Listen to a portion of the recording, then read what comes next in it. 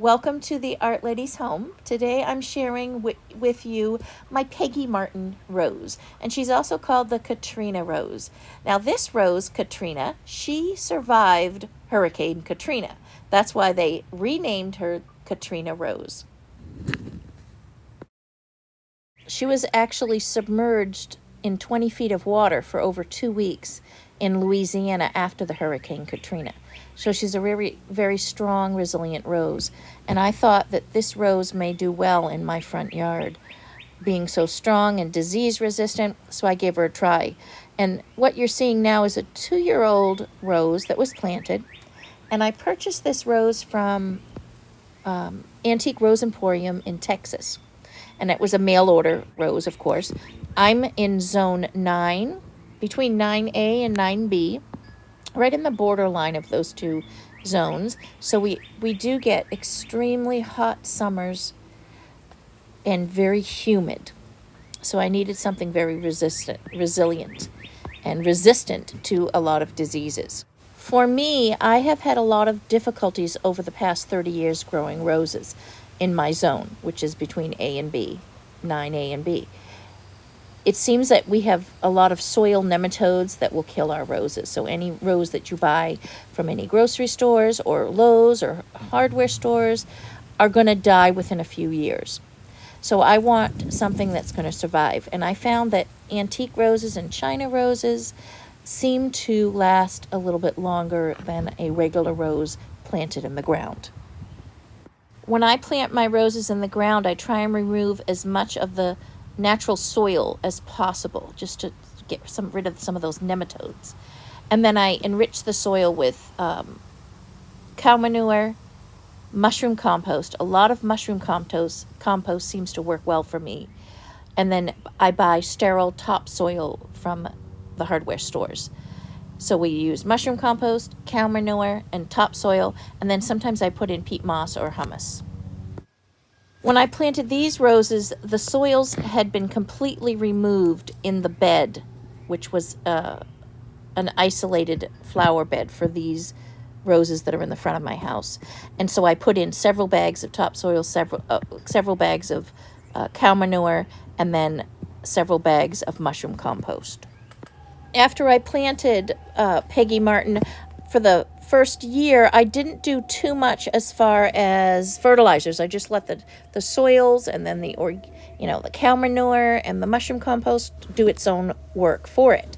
And after about a year, it scaled the arbor. It grew really well the first year. I didn't have massive amounts of blooms like you're seeing now.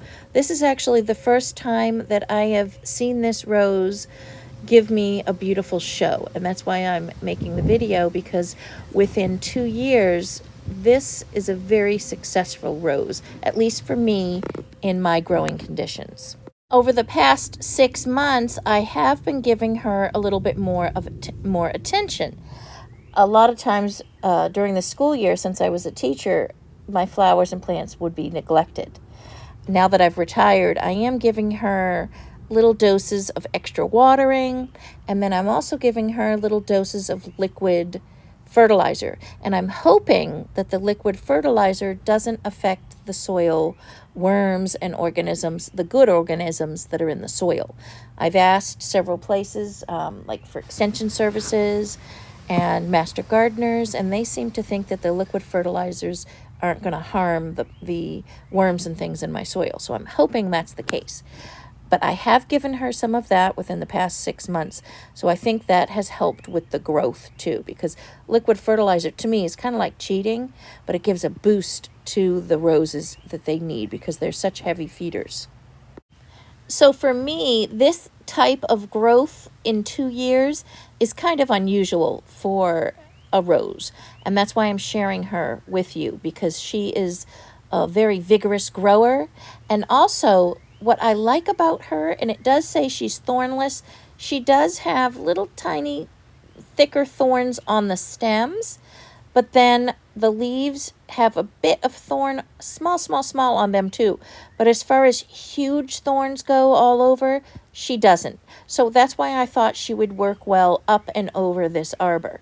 And for our zone to have a rose that is this vigorous and then such a prolific bloomer, this is a plus for us. So I'm sharing her with you and hoping that if you grow her, you'll have just as much success as I did.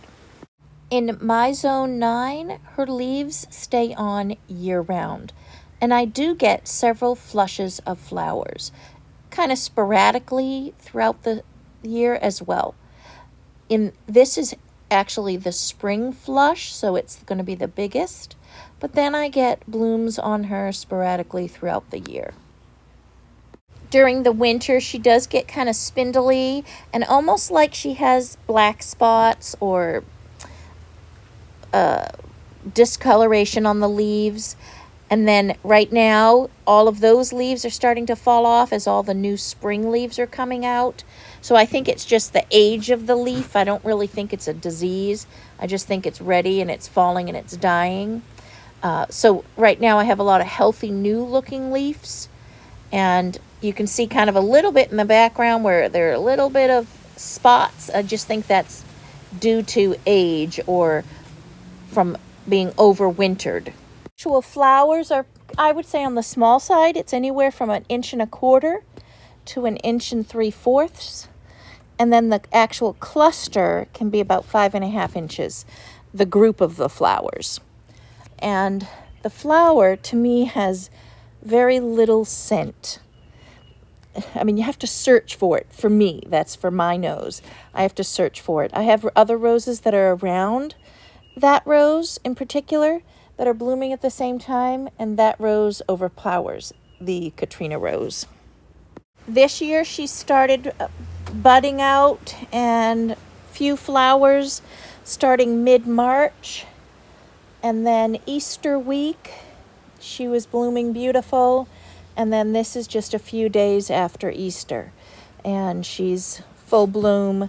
And she also has a lot of other buds that are ready to bloom again next week. This winter we had a lot of rain, more so than normal, and I really think that helped the rose, for Central Florida especially. She normally doesn't get that much rain, or I don't water her that much, and we seem to have had a lot of rain this year. So a lot of my flowers have benefited from that. So I would say that make sure that over the winter that you give your rose a lot of extra water. Make sure it gets water. I let nature just kind of take course in my garden, and I don't do a lot of manual watering or sprinklers. And so I think that extra water really helped her this year. For cutting and bringing in the house, she does have a really short stem. And I just clipped off the whole cluster together. And she does pair well with miniature carnations in a little mini setting. This is just a small, like 6 or 8 inch basket. And she's pretty in there. She does well as a filler in a small vase like this. Well, I hope that you have learned something about the Peggy Martin or the Katrina rose, and I hope this was helpful to you in gardening in your Central Florida or Zone 9 garden. Don't forget to hit the like button and subscribe. Every time you hit a like button or comment, reactions help the YouTube creators. So we appreciate all of your reactions and comments, and especially your subscriptions.